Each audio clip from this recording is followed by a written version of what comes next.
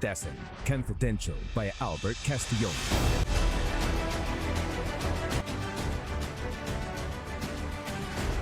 Welcome. How are you, confidentials? Strength, honor, and let's move forward with the news and freedom of the press. Today we have rallies. Not only the one on September 2nd to support Ceuta, the most important rally in all of Spain, but also before that date. Also by sea, there is a call to reach Ceuta, and we will tell you about it here. Because we support everything that helps prove, right here and now, to those who doubt it, that Ceuta has always been part of Spain. This is also a battle of information, also a media battle, with a lot of manipulation, a lot of fake news, and a lot of vested interests at play. To say that Ceuta and Melilla don't matter, that in exchange we get to keep the Canary Islands, no.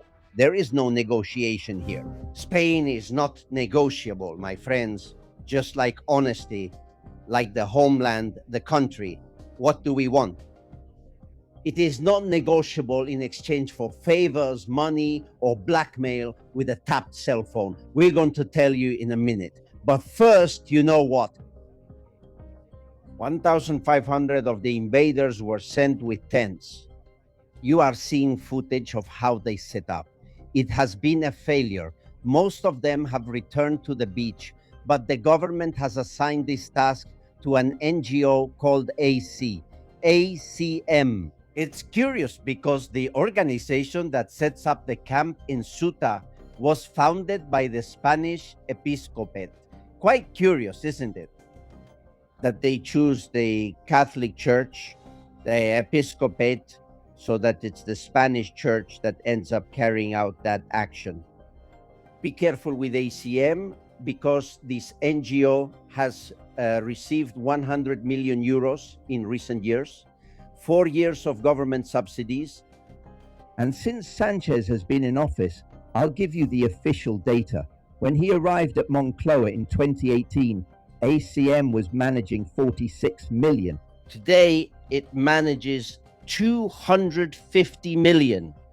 In other words, this NGO of the Spanish episcopate and the Catholic Church is doing very well under Sanchez. Maybe that's where we should explain why the church accepted the amnesty law, or why the church applauds the regularization of immigrants. By the way, ACM has a lot of money, but more than 4,000 employees. I'm not counting volunteers. In other words, a lot of it goes to salaries for high-ranking positions. But anyway, it's not the one that receives the most from the government. We wanted to analyze what's happening with the NGOs. With this tragedy in Ceuta, Astewar has filed a transparency request to find out how much public money is given to them, taking advantage of the invasion of Ceuta. We already know that the Red Cross will be the one that receives the most, as always. But how much and in what way? Let's see if Astiar manages to get them to say it. I'll give you the official yearly figures. Per year, NGOs, non-governmental organizations in Spain, receive 2.5 billion euros a year. 7 million every day. 300,000 euros per hour. Machines. 5,000 euros every minute.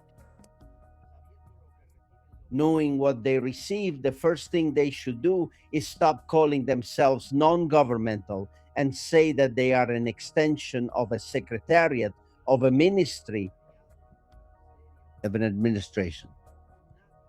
No one receives 2.5 billion a year and claims to be separate from the government. Instead, they are part of it. That's the first consideration.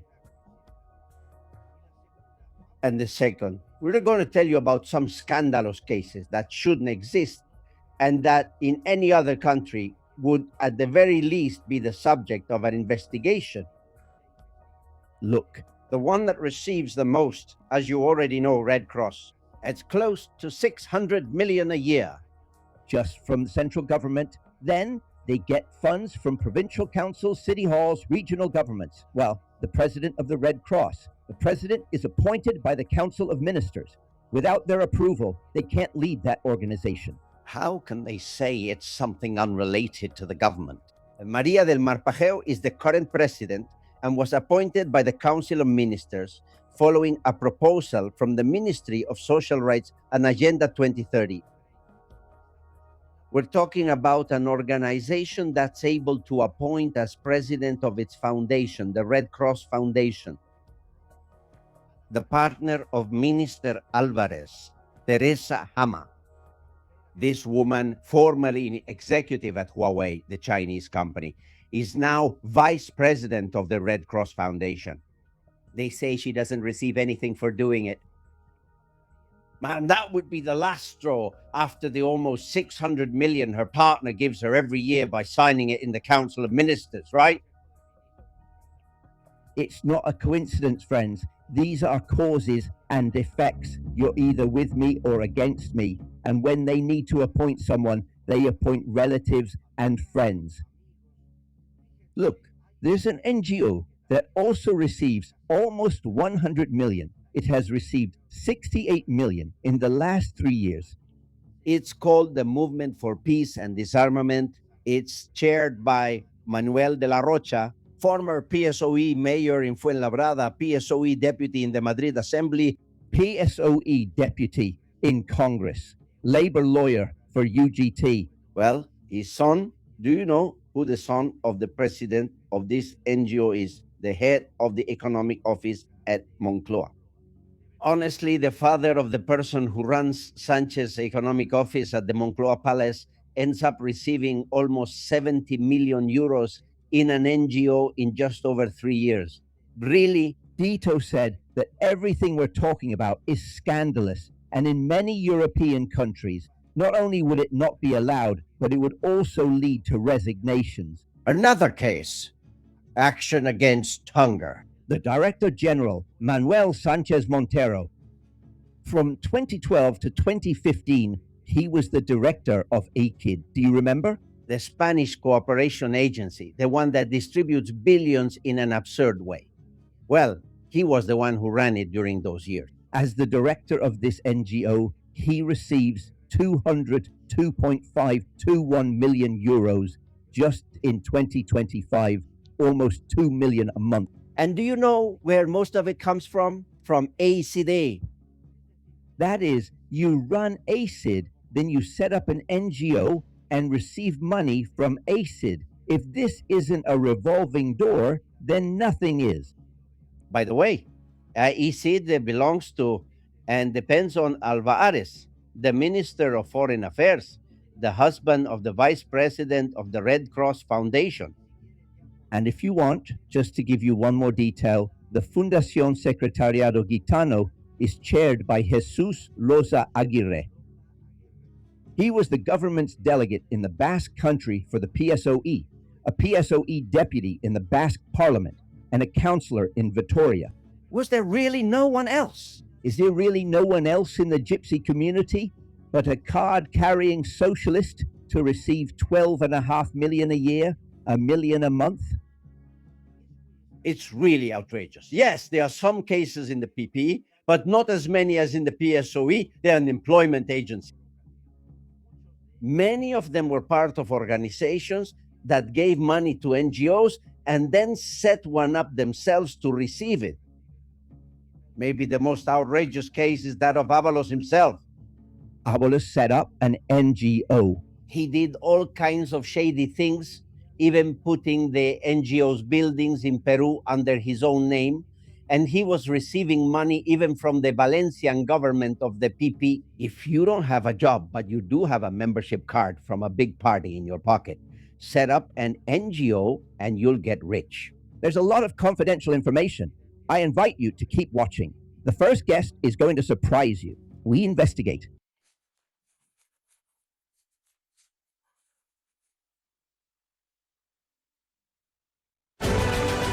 Castillon Confidential by Albert Castillon.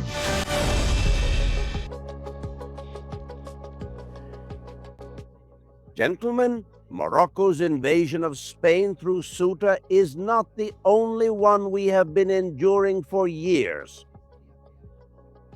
Look, In the last 2 years, Moroccan tomatoes have become Europe's best-selling tomatoes. Until then, it was the Spanish tomato that held that place. Now the Moroccan tomato is far above the Spanish one. And do you know what's worse? This has been achieved with the help of a lot of high-ranking Spanish PSOE officials, which is really shocking. I'll give you some facts. In the last 5 years, since Pegasus started, in 2021, 4,000 hectares that used to grow tomatoes in Spain have been lost. That's 24,000 jobs lost. Meanwhile, Morocco grows by 50% every 6 months, buying more and more. What does Spain do? It buys tomatoes from Morocco. You heard that right. In 2024, 85 million in Moroccan tomatoes bought in Spain.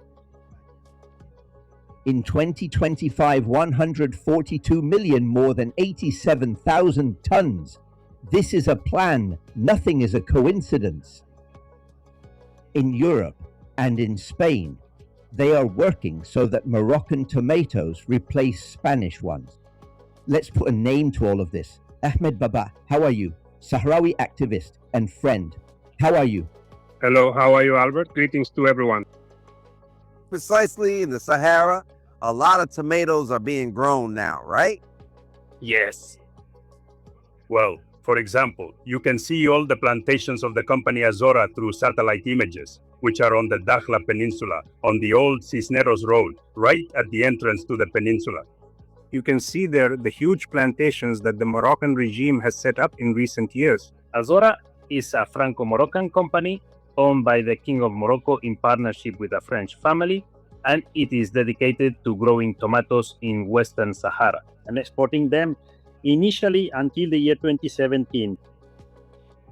Since they didn't want to export, there was a ruling in 2015 that prohibited Morocco from exporting agricultural products from Western Sahara.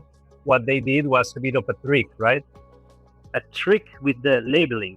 They took the tomatoes, planted them in Western Sahara, and then brought them to Agadir in southern Morocco and labeled them as produced in Agadir so they could sneak them into European market. In 2018, the Polisario filed a complaint, and that complaint was pending for several years before the Court of Justice of the European Union until 2024, in which the court ruled that the products, not only tomatoes, but also Gallia melons, those round ones with light green skin, the ones that Morocco also gets from the Sahara, which they bring into European markets, but with a Moroccan label. In the year 2024, in October, the Court of Justice of the European Union ruled that trade agreements between Spain and Morocco cannot include products from Western Sahara. And in any case, if they include those products, they have to be labeled as produced or as originating in Western Sahara. Morocco doesn't want to put Western Sahara as the origin on the label. They want it to say Morocco. What's happening? The unfortunate thing here is that instead of the government taking advantage of that ruling and boosting and regaining ground in the European markets, especially for tomatoes, what the Sanchez government did was send and make available to the European Commission and to Morocco, Spain's state attorneys, so they could somehow get around that ruling.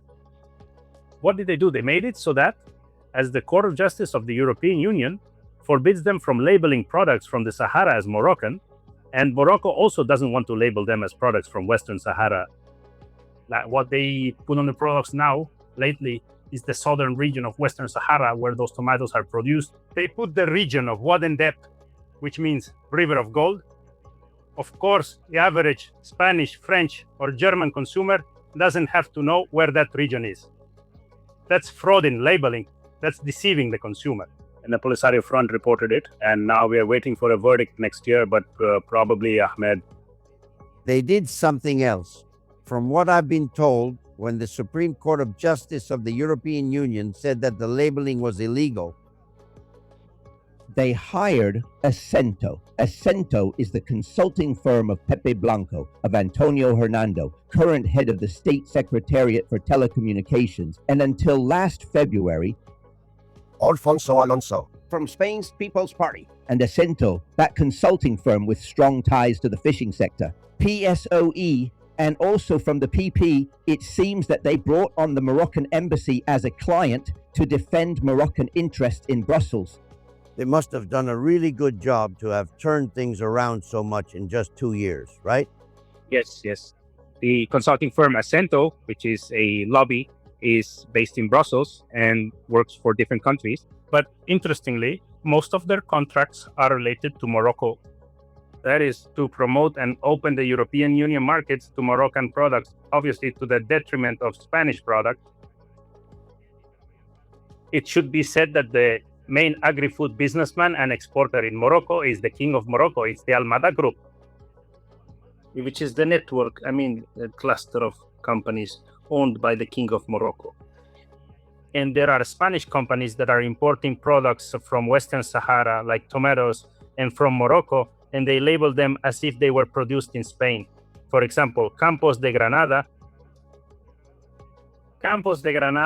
imports cherry tomatoes that are sold in Mercadona. They import them from Morocco, then label them in Granada and mark them as product of Spanish origin, and they put Campos de Granada, let's say, in big letters, but on the label it always... I get asked about this a lot because we know it happens. Is there any way to know if the origin is Morocco by looking at the barcode? Yes, you can see it in the first numbers. In the first 4 numbers of the barcode, you can see exactly the origin. What happens is that many times they disguise it. They put Spanish origin, but if you look at the barcode number, and you have to know which number is the one for Morocco, from there you can determine the origin. But of course, not everyone has that knowledge. Not everyone does that, unfortunately. Well, here we explained which one was the barcode from Morocco, and it seems that, yes, it's 611, but then there are others that are also from there. That is, in the end, there needs to be clear labeling so people don't get confused. In other words, Spaniards boycotting Spanish farmers for the benefit of Morocco for money. This is the lobby we're talking about, with the names we've mentioned behind it, but there are more. Do you know that after Ceuta and Melilla, Morocco is going after the Canary Islands? They've said it countless times. They tell me they're already starting to take over strategic places and critical infrastructure in the Canary Islands. For example, the port of Las Palmas. Tell me what you know.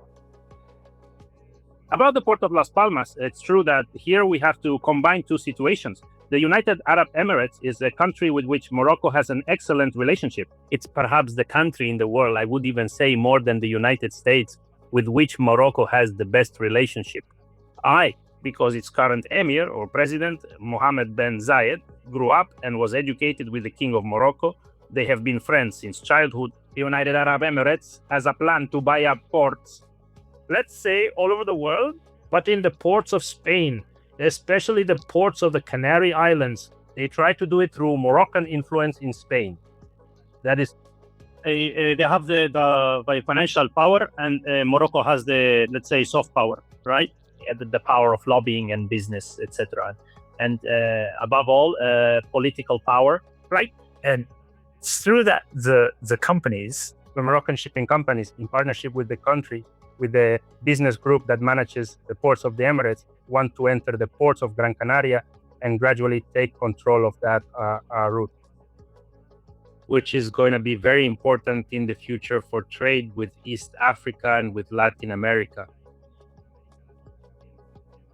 Also, the issue of transporting goods from the mainland to the Canary Islands.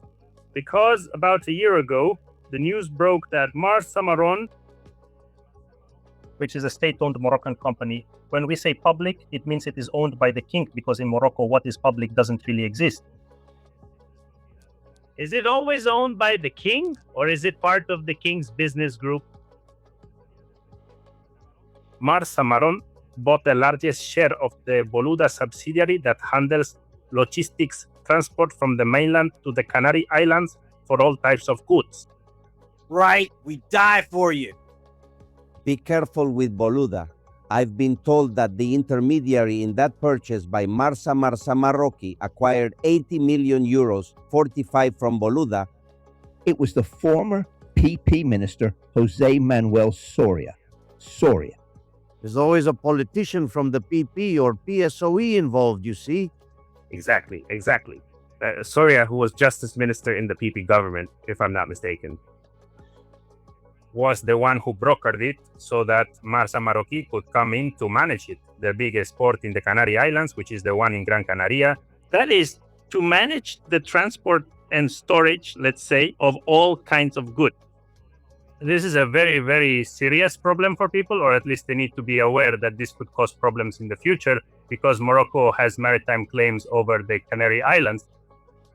The case of Mount Tropic, the case of the Terulio and Cobalt deposit, and so on. Are there expansionist interests from the Moroccan regime regarding the Canary Islands? And therefore, if the logistics transport of goods from the mainland to the Canary Islands is put in the hands of a company owned by the King of Morocco, I think they could use it at some point as a form of pressure and blackmail.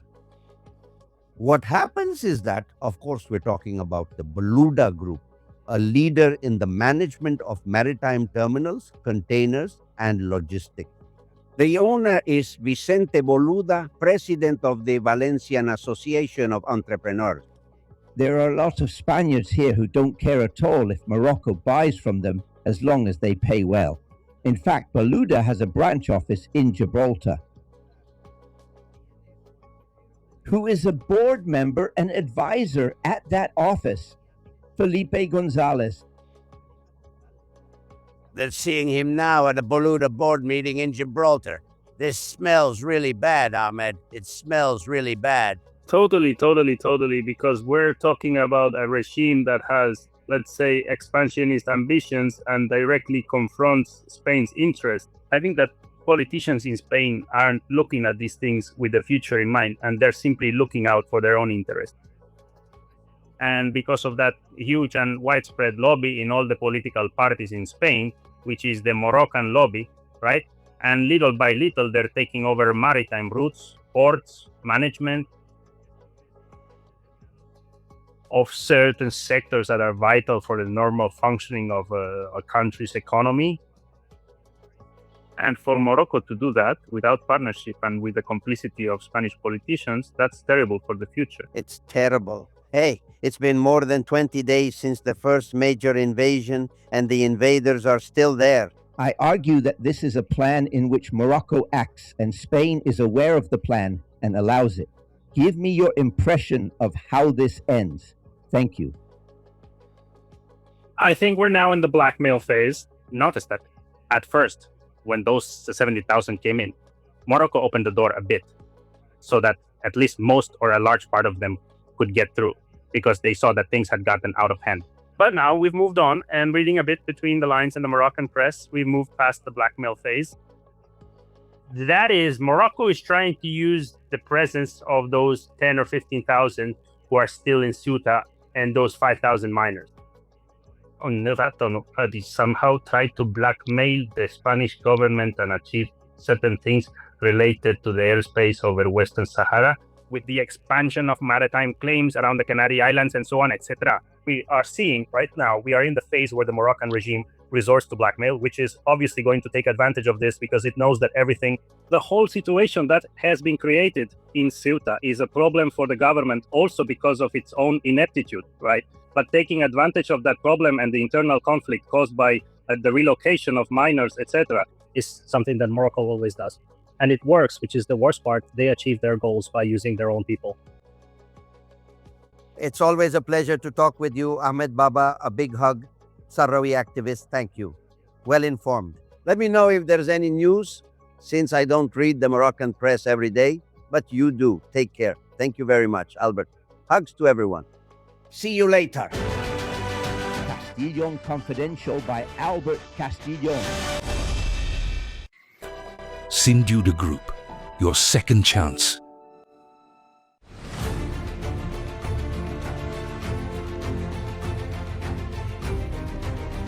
Brand friends, many people have been asking us for actions, gatherings, demonstrations because of Ceuta, beyond the occasional things that have been done. Isabel asked me for it last Thursday. So we have many Spanish soldiers deployed guarding the borders of other countries. And why aren't they guarding our own borders in Ceuta and Melilla?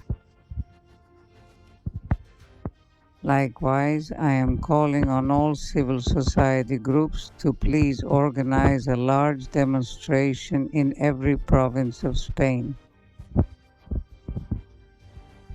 Supporting all our fellow citizens from Ceuta. Well, there we have it. You are looking at the poster for September 2nd.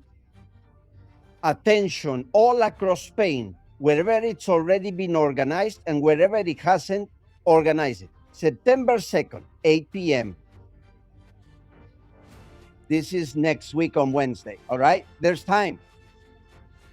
There, you see, at Puerta del Sol in Madrid, a Plaza Cataluña in Barcelona, a Plaza del Ayuntamiento in Valencia, in Seville, at Plaza Nueva, in Zaragoza, at Plaza del Pilar, at Plaza María Pita in La Coruña.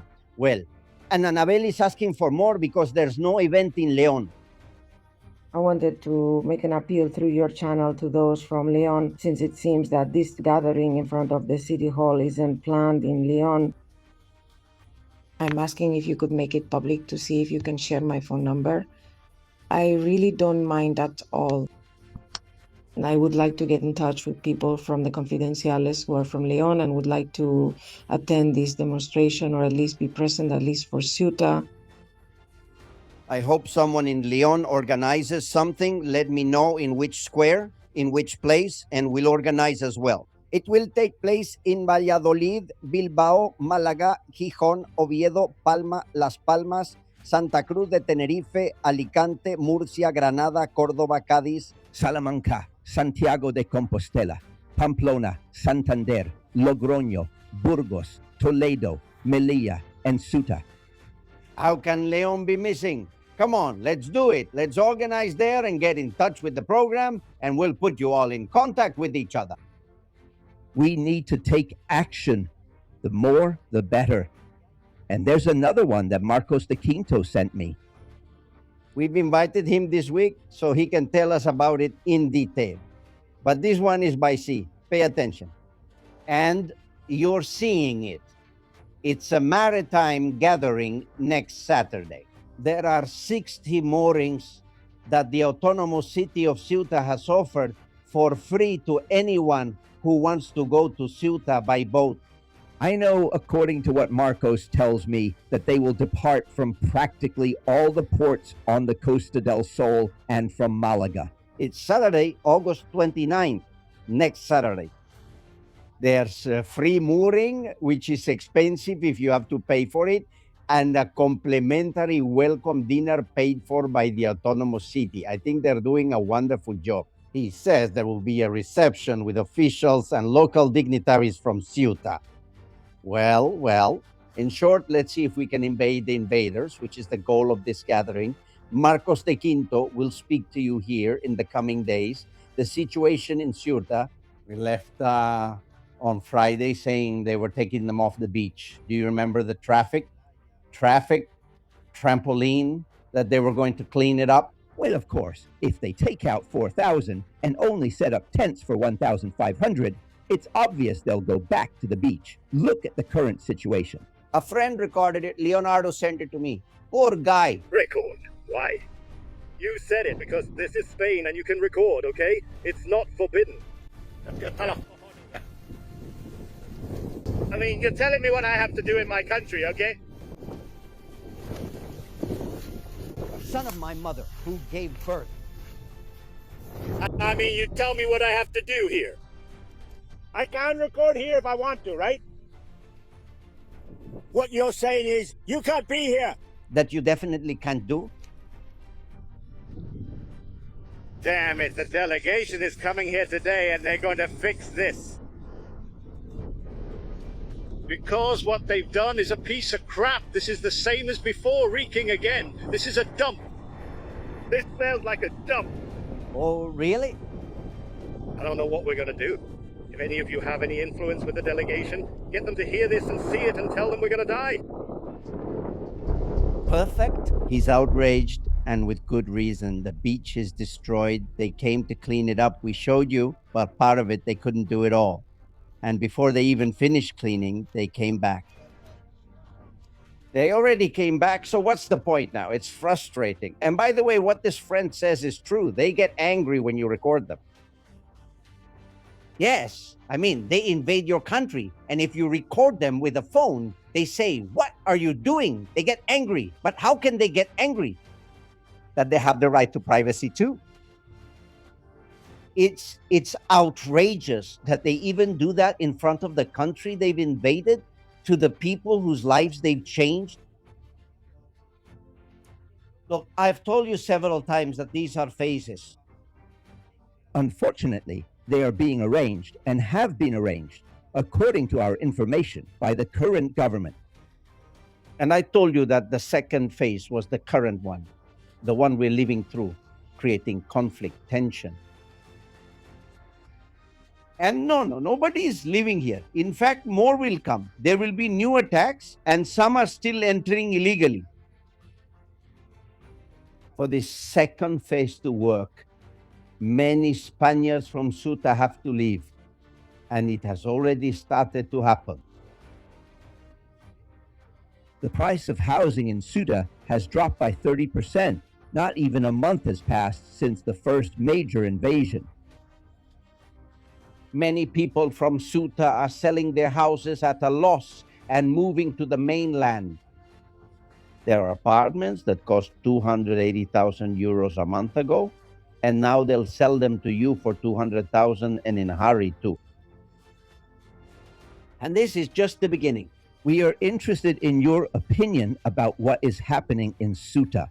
Let's listen to BC Almudena, Monica Fernandez, and Rosa. Hello, Albert. This talk about the independence of Ceuta doesn't seem so crazy to me. I don't know if you know, but there's a little village in England now called Piddington with 300 inhabitants. This September, they're going to hold a referendum because they want to become independent from the United Kingdom. Since 1,200 migrants are going to arrive and settle in some old army barracks, and they don't feel protected by the government, just like here.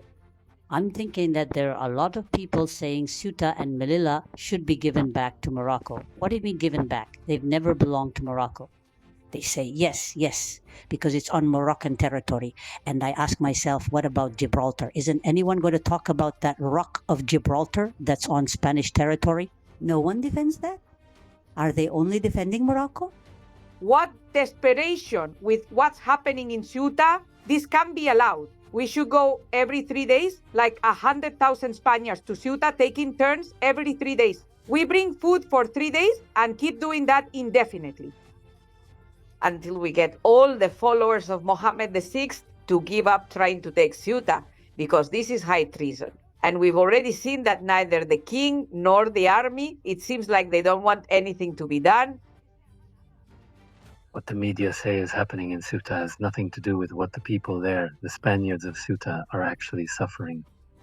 And I think the underlying goal of all this is to undermine people morally, wear them down, and make them leave little by little, gradually. The analysis that Castellón Confidencial did a few days ago is the reality curve. And I think this is the only way to stop it, which is through civil society.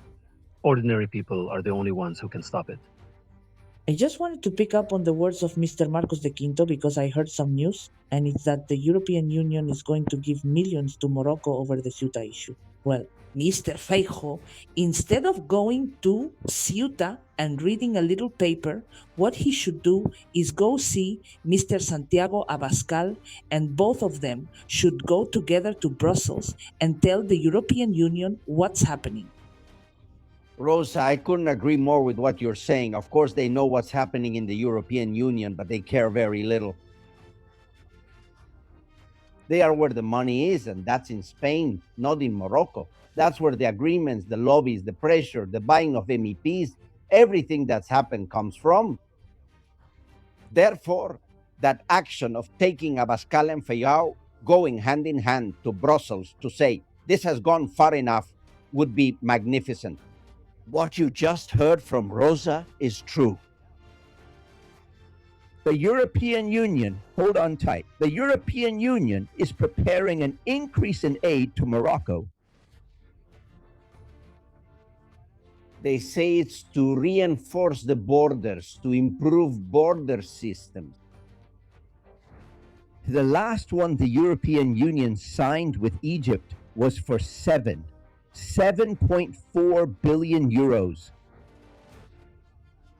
How much is Europe going to give Morocco to keep them quiet so they don't open the gate, which is what they pay for, so they don't let the worst people out? Well, it's incredible that after invading Europe, because Ceuta is Europe, the European Union, instead of imposing sanctions with tariffs, closing borders, expelling ambassadors, what do? They increase the aid. We've gone crazy. What's happening? What aren't they telling us? That's what we're trying to explain here. There are many economic interests that make the European Union side with Morocco, support Morocco, not Spain, and let alone Sanchez. It's really shocking to hear this. By the way, Victoria Elena makes a comment. She says, all day cutting reeds to make huts on the beach, and if I cut a reed, I get a fine. It turns out that to remove a reed from a river and to remove reeds and to remove those things, we need all kinds of permits. And now it turns out that the beaches are already full of reeds, and not because a storm came. Those reeds can be cut. They can put up the Spanish flag. They can cut reeds. They can make bonfires, throw cigarettes on the beach, smoke in bars. I mean, this is unbelievable. Yes, everything you can't do. And by the way, we've been sent a photo showing that bread is being rationed in Ceuta. You're seeing the image. Only a certain number of baguettes are given out each day. You're seeing it per person. Honestly, the people of Ceuta are enduring and putting up with unbearable pressure. No one can handle this. Well, there's only one good piece of news for our friends in the news, Lanzarote. Friend Sanchez is gone. Yes, now you can take the kids out, go to the park, walk down the street again calmly. Sanchez left Lanzarote. The pity is that he went back to Moncloa and not to Soto del Real, where he should be. But a final demonstration said goodbye to him in this way. We have lost the boundaries where we have allowed them to invade us with total impunity and practice. They have lost them thanks to La Mareta. They wanted to say goodbye to him with a lot of affection, as you can see, and remembering his Holy Mother. Neighbors of Lanzarote, he's not there anymore. He took the Falcon on Sunday at noon and flew to the Moncloa pool where Bolaños, Gracita Bolaños, and all the people who take care of him will attend to him. Thank you. I would also like to tell you something that has worried me all weekend. Alfredo Perdiguero's health, our dear collaborator and friend. You know that after leaving a media outlet on a motorcycle on his way home, Alfredo works a lot because he sometimes works night shifts on the police force. They make his life impossible. They suspend him from work and pay all the time for going to Horizonte or for talking to us. Well, this time, while riding his motorcycle, a car ran him over. I want to believe it was an accident, although some people speculate. I don't have any reason to think otherwise yet. And he's at hospital 2 de Octubre. He was in the ICU, 4 damaged vertebrae, 7 broken ribs. Many of you have written to us asking how he is. I've sent messages to his sister and to anyone who has direct information, and I share it with you as soon as I have it. For now, I can tell you that they assure me he's improving, and he was always conscious despite the impact because he was thrown off the motorcycle and hit the ground. He never lost consciousness, which is very good. Sending a hug to Alfredo Perdiguero, dear friend, good police officer, honest person. And please, please let him be. He needs to have some peace and quiet. There's a Venezuelan woman who sent me a message that made me think. Listen, from Venezuela, from Caracas. Honestly, it hurts me to see the mother country falling apart. Ladies and gentlemen, there is a very dangerous confusion that we need to overcome. To believe that criticizing politicians means being outside of politics for God's sake. Politics doesn't ask if we want to participate. We get involved through the price of food, taxes, which in Spain are half of our salaries. It hurts me to hear someone from Venezuela say those words, you know. Spain is falling apart. The mother country is falling apart. We have to prevent that from happening. We have to stop this coup by any means necessary. And each person, in whatever way they can, should do what they can. To begin with, September 2nd in front of your city hall, in your city. And then follow social media, send messages, and watch and share the videos, the ones we journalists make, telling the truth about what's happening. Not the ones that are subsidized with public money. Speaking of all that, the king is still in Palma de Mallorca. And that hurts a lot. I have messages from people who are deeply affected by what they see. Okay, yes, the king wants to go to Ceuta and they won't let him. Feijóo says they should let him do whatever he wants. But seeing him in his swimsuit at the regattas in Palma, couldn't he have stayed at the Zarzuela Palace on duty, keeping watch? And release a photo showing that he's concerned about what's happening in Ceuta and he hasn't canceled his vacation or the regattas is what I'm asking for so difficult. In other words, he doesn't go to Ceuta, nor does he cancel his schedule. He has prioritized normality. We'll see what kind of normality he has when the people say enough. Maria Sofia Llanos and Rosa. I think we need to protest outside the royal residence. The king needs to see thousands and thousands of Spaniards right in front of his house. That the entire Spanish people are saying enough is enough, and that we want him to set foot there and show that Ceuta is Spain. Thank you. For many years, among other things, I have been saying that the king should go, even if only privately, to Ceuta and Melilla. The situation in Ceuta is now urgent. But the truth is, I no longer expect anything from this king. And I still hope to be wrong.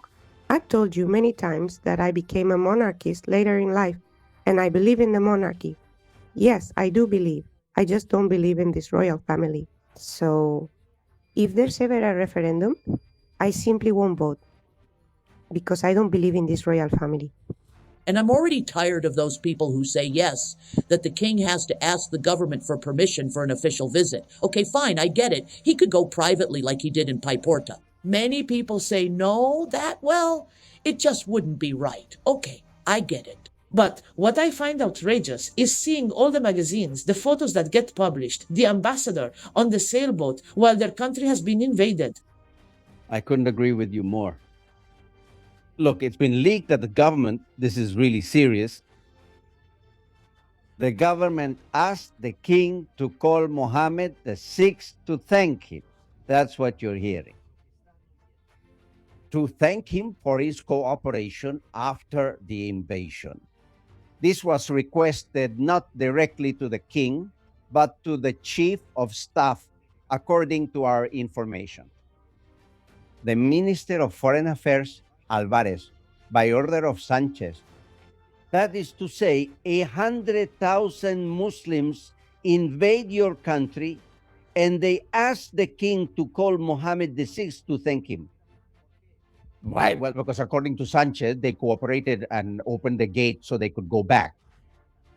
Some of them, of course, not all 15,000.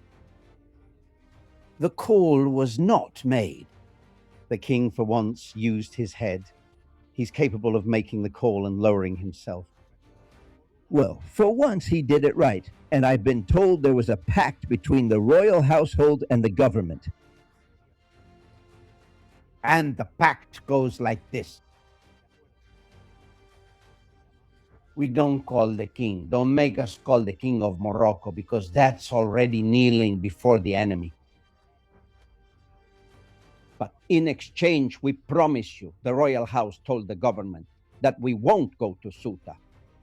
That is, if anyone had hopes for a trip by the king to Ceuta, it seems that for now, those hopes are fading.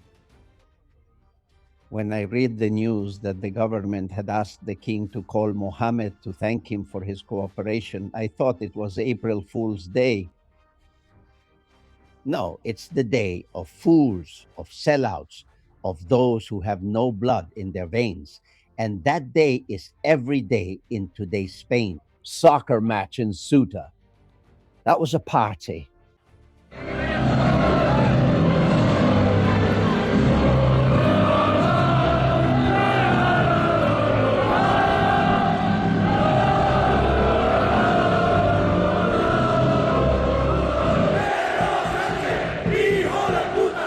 Because of this. For that Pedro Sanchez, I like fruit remark, the Football League wants to take disciplinary action against Ceuta to the field.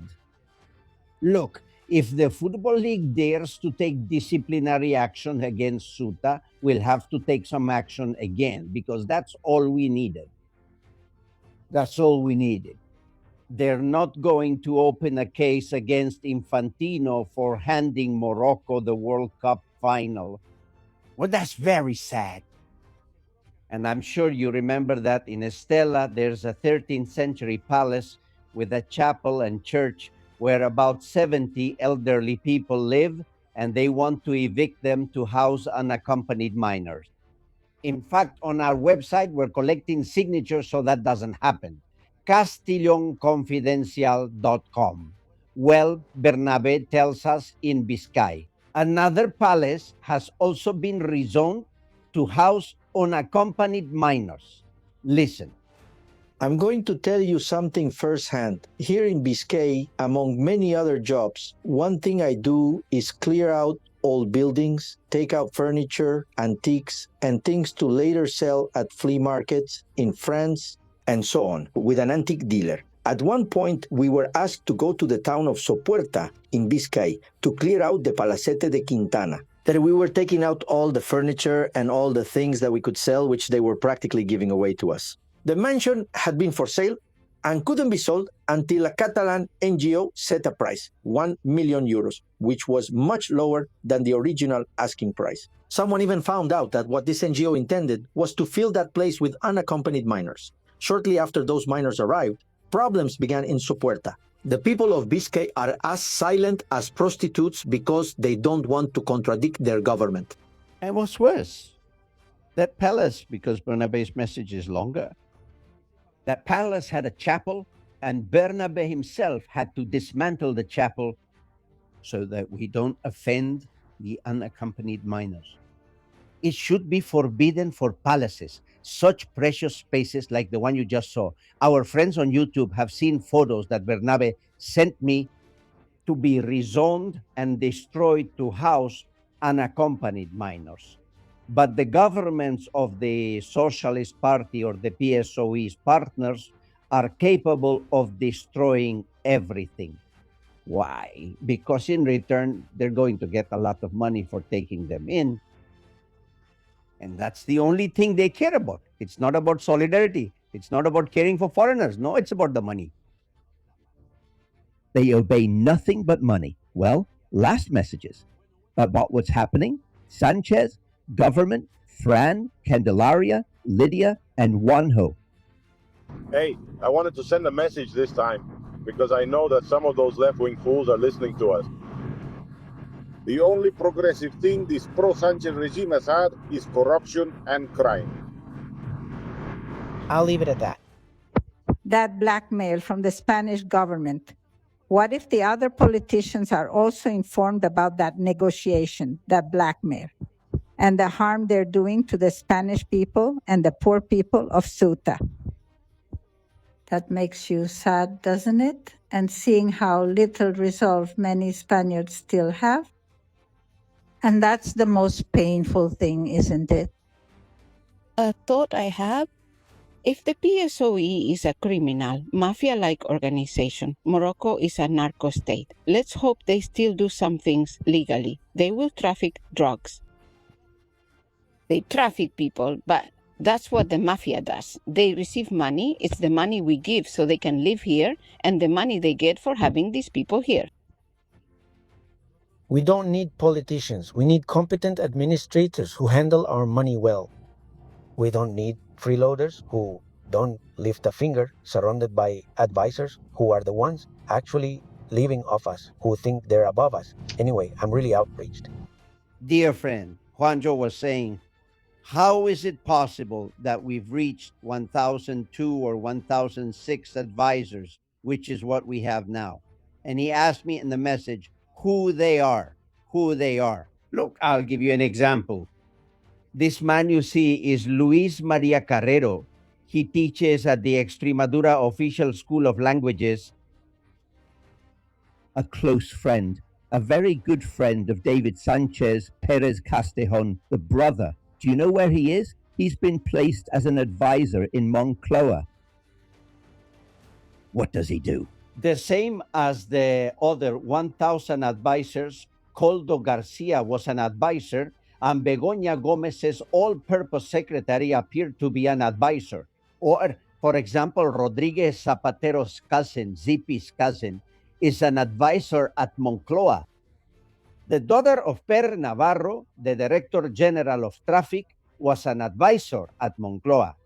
And Alberto Garzón, do you remember? When he was a minister, because we've had everything here, even Alberto Garzón as a minister, well, his sister-in-law was an advisor. If you're good, you're good. And if not, you get placed as an advisor, which we Spaniards pay for. Give me a minute, there's more. Castillon Confidential by Albert Castillon.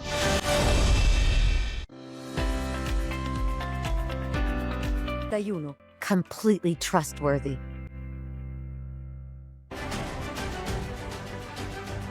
All right, friends, let's go to the newsroom. Latest messages. Susanna Gas, tell us. Thank you.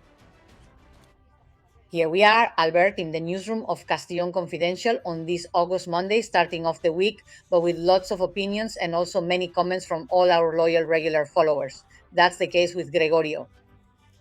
He says, national priority, national strike, because in reality we have no other choice. Long live Spain. Carmita also says that we must take to the streets.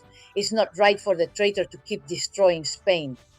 For God's sake, let's encourage all Spaniards to unite so we can do something. Carmen says that instead of spending money on tents, they should provide buses and send them back home to their people, to their families, and asking for explanation. Of course, but to their king. In Cadiz, we can't even make an appointment at the SEP because they say there aren't enough resources to have staff, but there is money to support these dangerous intruders. Funny, isn't it? Juana says this is terrifying. I'm 70 years old. How can they hand over Ceuta and Melilla because of Morocco's blackmail? And the political leaders of Spain, what are they doing? This is absolutely shameful, and I would say to Mr. Castellón, it's unconstitutional. Out with corrupt politicians. Congratulations on the show. Manuel from Sevilla also congratulates us for that exclusive we did last week. Don Alberto, that was wonderful on covering that plan of Sanchez with Morocco. Now everyone is talking about that important statement you made. Christina says that any lack of action by all those involved, including high institutions, in this case Europe, is high treason. And the last one, Rebecca Mira, she reminds us that when the king sent the royal guard to the Dana in Valencia, I don't know if you remember, the people in the town felt supported and defended by the monarchy. Because of that, he forced the government to send the UME and some forces, not many, but he did force the president to send more personnel to the Dana. My question is, why doesn't the king send the royal guard to defend sovereignty and national security in Ceuta?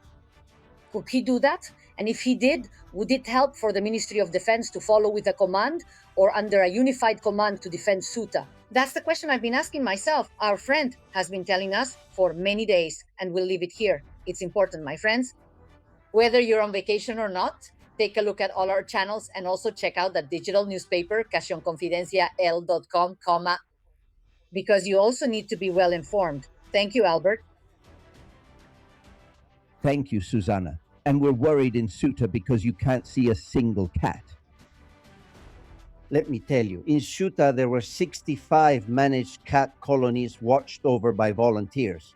They brought them food, sterilized them, what needs to be done, right?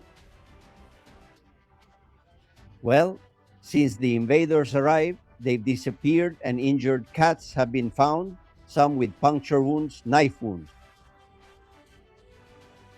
Others beaten. I'm sorry, but we believe they're eating them, that they're killing the cats, and that's their food. But not only that, they tell me it's also happened with seagulls. On Trampoline Beach, for example, they tell me there isn't a single cat left in most of the places where those colonies used to be. I had 65 cat colonies in Ceuta. But my God, what has come to this country? What have we brought to this country? What has Sanchez allowed to come in? What are they? Well, Santos has a message, and it's true. In this country, the Vuelta a España starts in Monaco and goes through Andorra. Well, whoever pays calls the shots, right? Careful though. Whoever pays calls the shots, but not Israel, because we're Palestinians. Look, listen. The Vuelta a España cycling race is starting. This year it starts in Monaco. How long does it take to get to Spain from the start? Well, about 3 days. So why don't we take control? Why don't the activists start making t-shirts, corrupt government, painting the asphalt? We should make it really difficult for them. People should go watch a cycling competition, read a book in public wearing their protest t-shirt that says whether you like fruit or not, things like that. If those on the left did it last year, to the point of censoring it, censoring the stage in Madrid, and changing other routes, let's take the initiative ourselves. Well, that's a great proposal, and I'll talk to Nacho Achoar this week. I'm sure they've already thought of something. Well, and thanks to Paulina, to Francisca Martinez, and to Jose Antonio Rueda for their donation. And thank you, Maria, for your words. Dear Albert, dear Susana, you are the best. You are wonderful. Thank you so much for your work. It's one of the very few that's so direct and so clear. Thanks a million. And that's the kind of strength we need to show, like I've heard from you, Albert. It's wonderful, and I hope we go to Ceuta. I hope so. Thousands of us. Thank you, dear Maria. You're a delight. Well, I've got something funny to finish with. Yes, they're not going to wipe the smile off our faces. Besides, we have to laugh at them. They're perfect for that. It's sent to me by Monica, Freud, Lannister, Begoña, and Sanchez. Notice how it starts, because it really makes me laugh. Listen. Hey, Pedro, I hope that since you're so useless that you can't even manage to let me commit crimes in peace. At least you've done something so the journalists don't take pictures of us. Thanks. Don't worry, sweetie. Look, over there in the back we have a civil guard patrol boat making sure there aren't any paparazzi. What? A patrol boat? And where did they get it from? Didn't you tell that creepy guy you have as interior minister to cut the funding for those fascists? I don't know, they told me they were using it to watch over some nonsense about borders and the sea. You know, there's silly stuff that doesn't do any good. Damn infidels! Give me a cigarette! Well, only you could come up with the idea that the people investigating us are the ones protecting our vacation. My father already told me you were a scatterbrain and a blockhead. Yeah, I love it when she says, useless. You don't even let me commit crimes in peace, says Begoña Sanchez. Of course, that's what she would like. Well, Conchita, I love how Sanchez dances with Mohammed VI. AI is capable of wonderful things. Look at this beautiful dance. They get along so well. Also with the cape, since Mohammed is really into capes. Really into capes. Yes. Well, more. Barrio Sauna is sent to me by Amparo. Here it shows, from Pedro Almodóvar to Jesus Calleja. Take a look. Damn, Bolaños, how long it takes for the official car's driver to get here. With this heat, you're useless. I'm sorry, young master father. It's just that the man was very busy taking his wife, Miss Charo, and his mother, Miss Choni, to insult journalists. Look, here comes the car, finally. Have a good trip, young master vacationer. I left the container with cod croquette in your bag because I know you like them. Dagrima, cry about it. You suck up. You're Mortadello. Let's see who comes now. Young master Sonas sure loves inviting his buddies with other people's money. Welcome. I didn't know the young master's grandmother was coming. I'm a director, successful and famous. Of course, Miss Famous Director. Come in, come in. Well, Mr. Social Climber is visiting. I guess the flattery you give Mr. Vacationer during the year isn't enough for you. Mortadelo, you're jealous and resentful. You've got some nerve calling me Mortadelo with that goofy face of yours, Social Climber. Shut up, loser, and go fry some croquettes. And I'll gladly fry them for Mr. Glutton, since he loves them. I make him happy, unlike you, who only bring him trouble. No one can stand you, smartass. Visiting Franco de Clyde. I loved his interviews with Camilo Jose Cela. Calleja, you're mistaken. That's Mercedes Milá. I'm Calleja. Wow, you can tell they're twin sisters. Their resemblance is really amazing. Look, come on, you better let his Sanchita know that I've arrived. If I had to announce every freeloader who comes to visit him, I wouldn't do anything else. Come with me to the guest room without a bathroom, because the snobby young master told me you're a second-rate celebrity. Unbelievable. People just keep arriving. I don't know if I'll have enough shrimp for everyone or if I'll have to go to the market to buy more. This palace is busier in the summer than Barajas Airport. It's true that Jesus Calleja looks more and more like Mercedes Milá every day. I'm starting to confuse the two of them. Let's see who's more of a suck-up to Sanchez, racing around. Well, and thank you very much from the University of Barcelona. Monica sent me 2 pictures of the Vichy Catalan with piña colada that she's having. Thank you so much, Monica. Kisses. And I like that. A young woman at the University of Barcelona in the middle of August. Hats off. She must be the only one. Just saying. Well, friends, more tomorrow. Thank you for being there. We stay vigilant in the trenches and we have things to explain to you every day. I'll see you tomorrow. Todos confidenciales, pero solo para mentes abiertas y para gente despierta. Desde la trinchera, las balas silban y no hay manera de salir allá afuera. Aquí la libertad tiene las alas de cera. Albert Castillo, Susana Gash, Tucci Castillo y demás. Muchas gracias.